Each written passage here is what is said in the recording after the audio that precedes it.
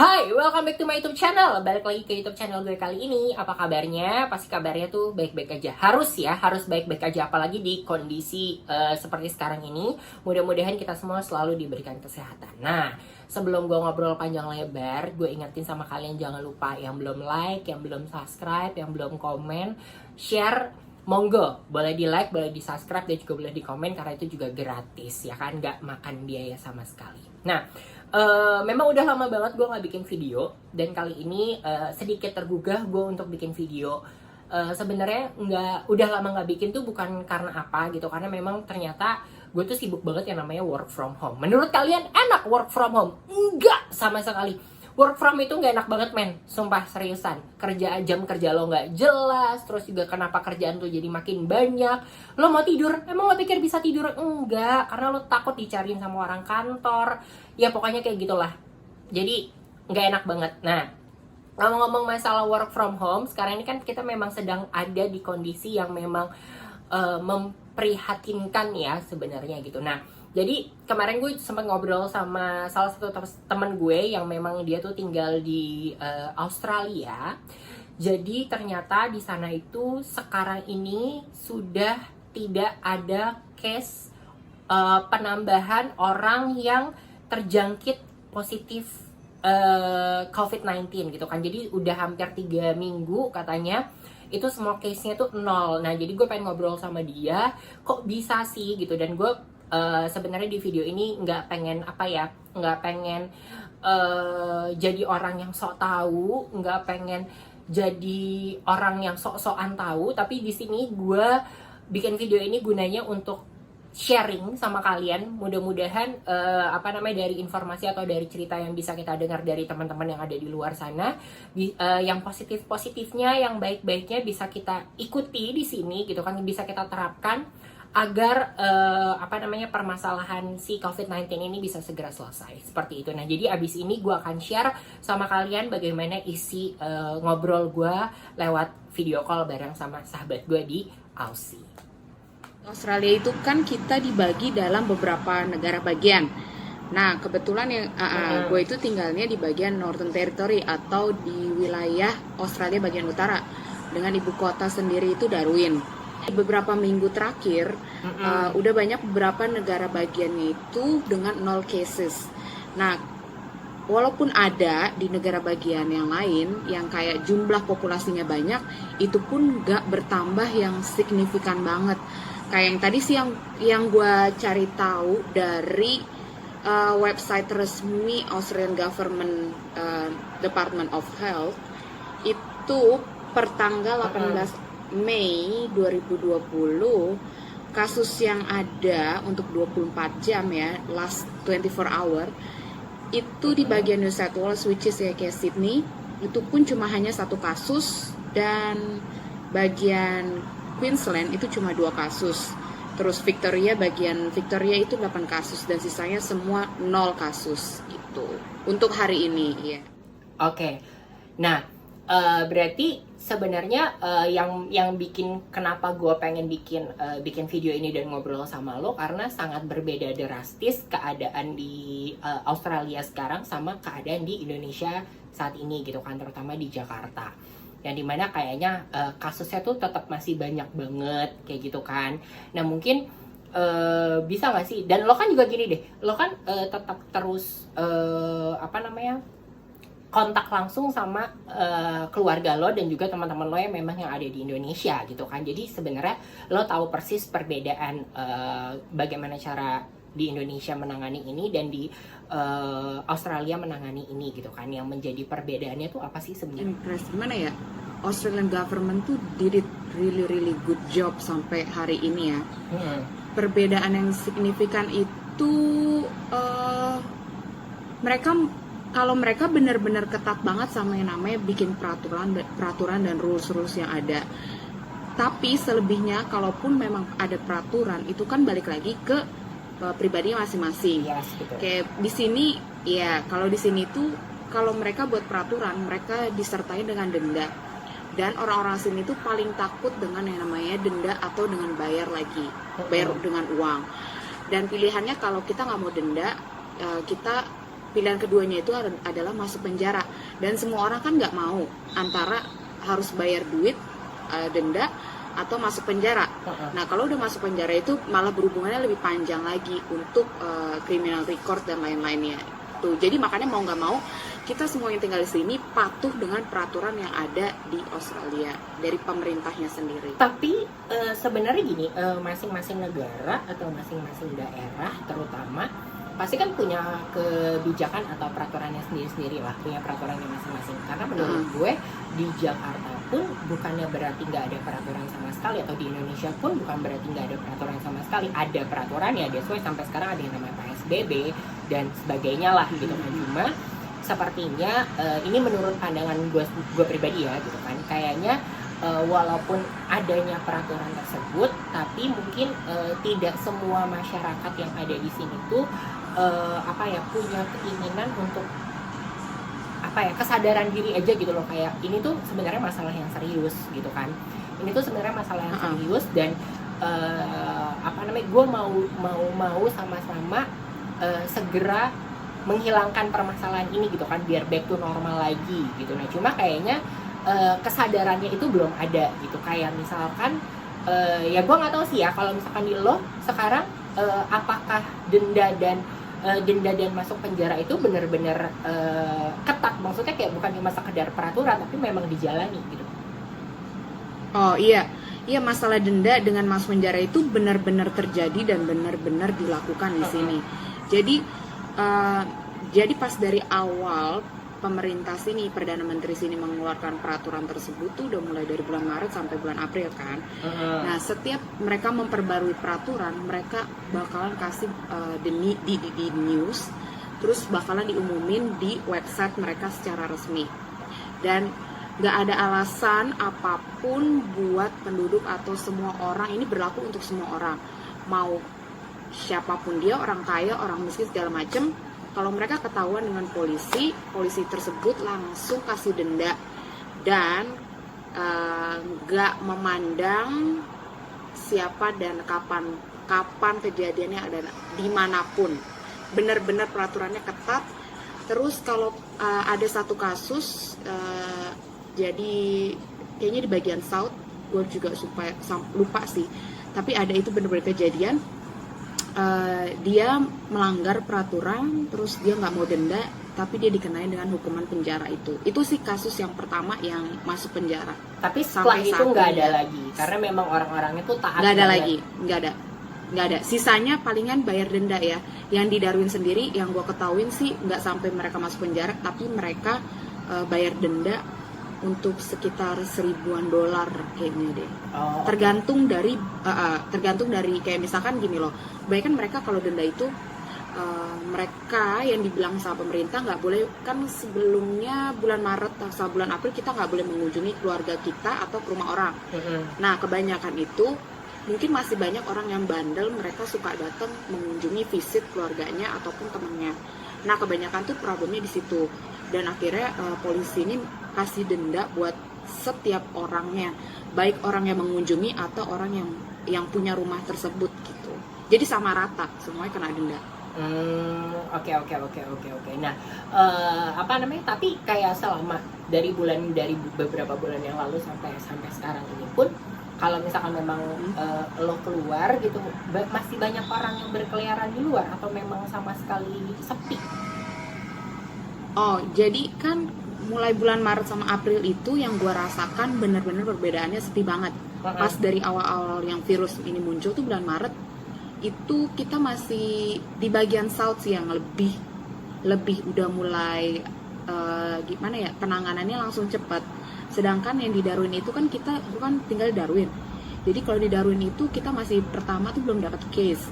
Tapi semenjak akhirnya banyak turis yang fly dari Sydney mereka ke Darwin, akhirnya yang turis-turis itu yang membawa ini virus. Nah, mulai dari situ pemerintah sini langsung menutup semua penerbangan segala macam, border di close.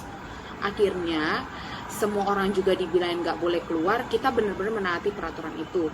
Sampai di sini tuh shopping center sebenarnya buka cuma bulan Maret bulan April itu benar-benar orang-orangnya tuh kayak mungkin karena udah dikasih tahu dengan pemerintah, dikasih tahu dengan peraturan yang ketat, kita yang kayak sadar diri, kita pun cuma ke supermarket aja, nggak ke shopping center. Itu yang perbedaannya ya. Tapi kalau yang sekarang, karena pemerintah di sini udah melonggarkan peraturan, karena terjadi kasusnya itu sudah makin lama menurun, jadi kalau sekarang sih berangsur-angsur lebih normal, kayak udah agak lebih mendingan sih yang gue ketahui. Tapi sampai sekarang gue masih belum masih berani ke shopping center, sedangkan teman-teman gue bilang sih shopping center udah balik normal lagi katanya begitu.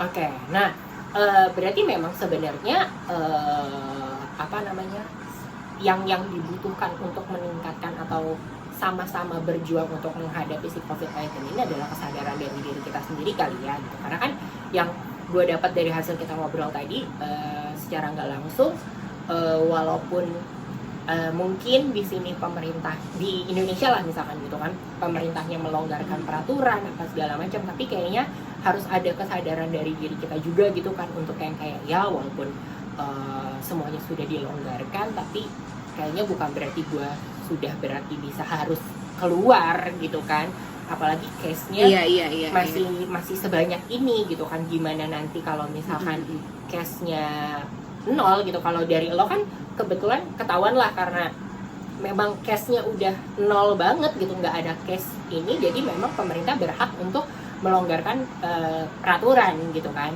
Tapi kan harusnya kalau misalkan memang peraturan masih ada ya ditaati aja, kayak gitu nggak sih sebenarnya?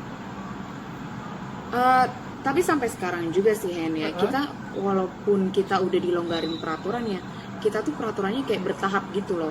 Nah tapi untungnya sih memang semua orang yang di sini benar-benar menaati peraturan apa yang dibilang sama pemerintah. Jadi kita mengikuti peraturannya stage demi stage, dari stage 1 sampai stage 2, stage 3. Kebetulan untuk tanggal 18 Mei ini kita udah ada di stage 2, yang which is semua kebanyakan kita udah boleh pub, restoran, kita udah boleh makan di restoran tersebut yang tadinya kan cuma bisa take away kan. Terus yang lebih beda lagi yaitu kita udah boleh ke pub, kita boleh ke gym, yang tadinya gym itu close, sekarang kita boleh ke gym, ke salon juga boleh ke salon. Untuk stage 3 itu bakalan berubah lagi untuk bulan depan tanggal 4 Juni. 5 Juni lebih tepatnya. Itu kita udah boleh nonton ke sinema atau bioskop, terus kasino dengan kita boleh pergi ke kasino yang which is kayak berapa 100 orang lebih di dalam situ boleh. Tapi tetap walaupun kita ke kasino, jadi di sini tuh ke pub ataupun apapun itu kita jadi benar-benar nih dari pihak pengelolanya tuh benar-benar kasih tanda dan kita harus berdiri tepat di situ, nggak boleh yang kayak yang kemana-mana sih kalau iya, misalnya gitu, Indo iya kemana-mana kita benar-benar mengikuti itu. Jangan kan itu di supermarket aja kita ada tanda-tandanya nggak boleh keluar dari situ, mengikuti arahannya sih kalau. Karena sebenarnya kayak hal-hal yang kayak gitu tuh ada juga gitu di Indonesia itu juga ada gitu kan. Kalau lo pergi ke supermarket, lo lagi ngantri di mana namanya, lo lagi ngantri di kasir atau apa, sebenarnya kan udah dikasih tanda ya, cuma sampai saat ini pun juga kesadaran yang akan adanya tanda-tanda kayak gitu juga nggak semuanya orang bisa ngelakuin itu gitu loh.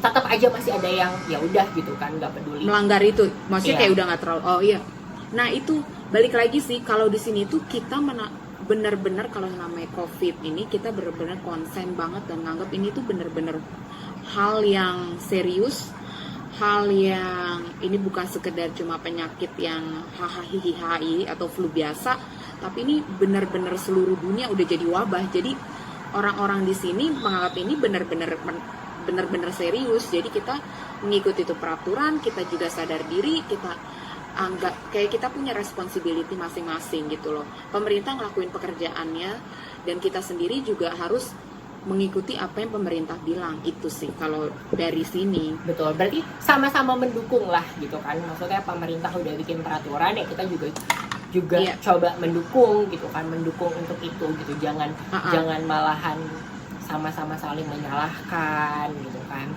Enggak, makanya benar-benar kita harus saling, pemerintah sama kita masyarakat juga penduduk warga negara semua saling bersatu bekerja sama untuk menangani virus ini. Jadi semakin kita makin bekerja sama, kita sama-sama saling ngebantu, pasti bakalan bisa kita ngadapin wabah ini. Wabah ini toh juga nggak cuma satu negara aja kan, ini kan seluruh dunia. Betul. Iya. Betul. Nah, kalau misalkan lo sendiri ini di sana sering nggak sih dapat berita-berita, maksudnya atau baca-baca di sosial media gitu kan, berita-berita yang kadang tuh menggugah hati nurani lo, lebih ke ini kok jenaka banget ya orang-orang ini gitu. Karena kan kalau di Indonesia nih sekarang banyak ya ada yang berita-beritanya aneh-aneh gitu kan, tiba-tiba bandara dibuka terus semua orang bergerumun ke bandara gitu kan. Terus juga ada berita yang sampai saat ini pun PSBB di mana-mana tapi orang-orang tidak memperhatikan, terus ada yang positif terus dijemput nggak mau gitu kan. Nah di sana tuh ada nggak sih berita-berita yang kayak gitu? Di sini tuh kayaknya setiap hari tuh ada aja loh berita-berita yang memang menurut gue kayak wow, jenaka sekali ya orang-orang ini gitu. Oh, kalau di sini tuh bener-bener yang tadi kayak gue bilang sih Hen ya. Kalau di sini tuh kita bener-bener peraturannya tuh bener-bener strict banget. Jadi kalau di sini dibilang dari mulai bulan April akhir tuh benar-benar udah nggak ada penerbangan lagi untuk ke semua kota, Jadi kalaupun kita harus balik ke rumah kita, misalnya gue lagi liburan ke Sydney dan gue mau balik ke Darwin, itu dengan ketentuan kayak misalkan udah nggak ada flight lagi, berarti gue harus melalui jalur darat atau kayak driving kan, mobil pribadi. Kalau dan kalau kita ngelewatin beberapa yang border di situ, kita harus dicek. Dan mereka yang gue baca dari berita itu, setelah dicek tuh mereka bakal direcord. Dan ada polisi khusus yang bakalan ngecek kita, bener-bener 14 hari kita ada di rumah atau kita malah ngeluyur. Kalau kita ngeluyur pasti satu tadi gue bilang kayak kena denda lagi. Kalaupun di sini mereka tahu kalau dia bakalan suspek positif, orang sini pasti langsung menghubungi yang pihak-pihak yang kayak langsung ke hospital lah. Terus mereka benar-benar ada tanggung jawab sih dari diri masing-masing. Atau gue kayak misalkan, gue merasa apa karena gue dari beberapa kota lain bisa nggak gue dicek gitu loh. Jadi kayak ada kesadaran diri dan jadi lebih penanganannya tuh lebih cepat. Kalau misalkan kayak yang gue lihat kalau misalkan mereka positif tapi mereka agak menutupi, sebenarnya mungkin mereka juga karena takut atau kayak judgment, social judgment gitu kan. Nah kalau di sini sih benar-benar kayak misalkan mereka sadar diri sih kalau mereka positif, oke deh, mending gue yakin ya gue habis dari luar kota, apa gue dari luar negeri, mendingan gue ngecek aja gitu loh. Jadi penanganannya cepet banget di sini. Gitu. Oh oke, boleh. Nah jadi mungkin buat kita ngobrol di sini tuh sebenarnya kita juga bukan sebagai orang yang sama-sama so tahu ya gitu kan. Kita di sini juga iya benar. pengen sama-sama sebenarnya sharing gitu kan keadaan apa sih yang terjadi di Indonesia dan sedang terjadi di luar itu seperti apa gitu, biar sama-sama tahu. Dan toh juga kan keluarga lo sendiri, teman-teman lo sendiri pun juga masih ada di Indonesia kan sebenarnya gitu. Jadi mungkin biar kita sama-sama bisa tahu lah di luar itu menanganinya seperti ini, tapi kita ngelihatnya juga bukan cuma dari sisinya. Mungkin ada orang yang kayak ya mungkin bisa di luar sana pemerintahnya ketat nih, pemerintahnya gini, makanya orang-orangnya nurut atau semuanya berhasil sukses gitu kan, case-nya nol. Tapi kan balik lagi, kalau pemerintahnya lo juga ketat tapi masyarakatnya juga tidak punya kesadaran untuk kayak ya udah gitu kan gue turuti, ya sama aja sebenarnya kasusnya. Mungkin sampai saat ini juga di Australia juga masih sama seperti di Indonesia atau di negara-negara lain ya kali ya gitu kan. Kan di sini kan balik lagi kayak keniatan diri lo sendiri. Karena gini, kalau gue ngelihatnya buat kemarin berita yang di bandara itu rame gitu, sebenarnya kita tidak bisa menyalahkan sih gitu, karena balik lagi gitu, ya pemerintah melonggarkan itu, tapi apakah kita punya rasa kesadaran bahwa tapi lebih baik gue emang nggak usah pergi ke bandara gitu kan, emang lebih baik kita nggak usah ke kampung gitu. Berarti kan terbukti sampai detik ini pun kesadarannya itu yang belum ada gitu kan. Nah jadi mudah-mudahan setelah kita ngobrol kayak gini, buat teman-teman yang nanti akan nonton videonya tuh juga agak sedikit sadar gitu kan, ada pencerahan banget gitu. Karena kan kalau bisa dilihat ya siapa sih yang nggak kangen sama keluarga, siapa sih yang nggak pengen pulang kampung, siapa sih yang nggak pengen lebaran Benar. bareng gitu kan, semuanya tuh sama. Siapa gitu. sih nggak juga pengen liburan kan? Iya Iya, kan, kita gitu. semakin kita tetap stay di rumah ataupun stay, jangan boleh keluar tapi yang benar-benar emergency banget ya. Kalau misalnya kayak buat beli makanan ataupun keperluan yang mendesak sih it's okay, tapi kayak kalau nggak terlalu penting-penting banget sih lebih baik sih stay di rumah. Yes. Karena semakin kita keluar, semakin kita hahihi atau nongkrong nggak jelas sih, kalau menurut gue sih itu malah semakin lama buat wabah ini tuh berakhir gitu. Betul, menurut gue. betul. Itu yang gue simpulkan. Karena sampai sekarang ini aja per tanggal 18 yang gue lihat dari web di Australia ini hanya 45 kasus yang lagi ada di hospital. Jadi untuk seluruh Australia dan hanya 12 yang ada di ICU. Jadi kan benar-benar amazing banget untuk seluruh Australia loh, Australia. Dan ya Australia sama Indonesia kan kalau kita tahu, gue juga nggak terlalu tahu ya lebih besarnya dari mana, gue nggak so tahu juga. Tapi yang gue kaget semakin lama semakin menurun kasusnya di sini. Karena kemarin aja gue masih lihat 50-an di total casesnya di hospital. Tapi sekarang udah 45. Dan yang di ICU kemarin tuh masih 16, sekarang udah tinggal 12. Berarti kan semakin hari semakin membaik. Dan itu dia sih yang gue bilang, ya tadi balik lagi ke yang kita bilangin, yang kita omongin, semakin kesadaran diri kita semakin meningkat, semakin kita membantu pemerintah juga, semakin membantu juga tenaga medis yang ada di Indo. Gitu betul, sih. betul. Karena gue juga punya teman-teman yang tenaga medis gitu. Gue juga jadinya kayak kasihan aja sama dia gitu, kayak kerjaannya sia-sia. Karena gitu gue kan.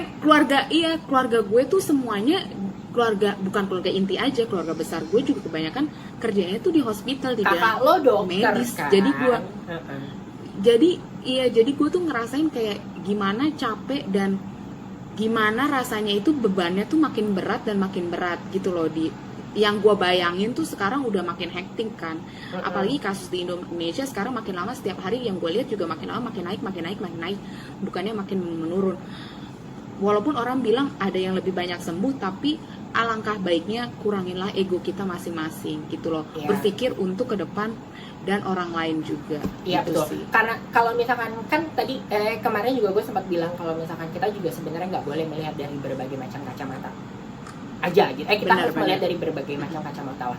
Kalau misalkan sekarang gue mungkin gregetan karena memang kebetulan dari pandangan gue, dari kacamata gue adalah gue sudah melakukan self distancing atau social distancing selama 3 bulan. Terus ngelihat orang-orang yang masih keluar, sebel pasti gitu kan, kayak aduh 3 bulan ini gue sia-sia banget gitu kan, mau sampai kapan nih gitu kan. Nah tapi ada juga kok orang-orang yang memang ya gue memang terpaksa keluar karena memang gue harus bekerja gitu kan. Nah mungkin buat teman-teman yang memang harus dan masih bekerja, selama kalian mematuhi protokol-protokol yang udah ada, itu nggak masalah gitu kan. Kayak kalian tetap kerja, kalian tetap keluar, tapi tetap pakai masker, tetap melakukan social distancing, naik motor nggak boleh berboncengan, apa segala macam, nggak boleh bergumul atau segala macam. Menurut gue nggak masalah gitu. Karena kan tapi kebanyakan tuh case-case yang sekarang ini adalah lo tuh keluar bukan karena memang lo mau kerja gitu, bener kan? Kayak banyak banget hal yang iya, kalau di Jakarta gitu kan, nggak selalu harus kerja gitu, karena banyak banget yang memang ya seperti itulah gitu. Jadi mudah-mudahan dari video ini kita juga bisa sama-sama saling tahu gitu kan, sama-sama saling tahu kira-kira gimana sih kita sama-sama harus menghadapinya gitu. Karena kan jujur gue pribadi pengen banget lah Indonesia menjadi negara selanjutnya nanti yang bisa menyusul Australia gitu kan, dengan case yang 0 gitu, atau enggak makin lama makin menurun. Amin, gitu ya. Itu Seenggaknya makin lama makin menurun dan Betul. case-nya makin 0 ya. betul kayak gitu sih. Thank you Afi. Sama-sama ya Hen, Yes. pokoknya semuanya harus jaga kesehatan juga. Betul. Sama jangan lupa cuci tangan, pakai hand sanitizer. Yang pasti penting kalau di Jakarta sekarang harus pakai masker kan. Betul. Karena di sini iya itu yang paling penting. Oke, kalau gitu Oke. sih. Thank you. Dadah. Bye. See ya. Bye.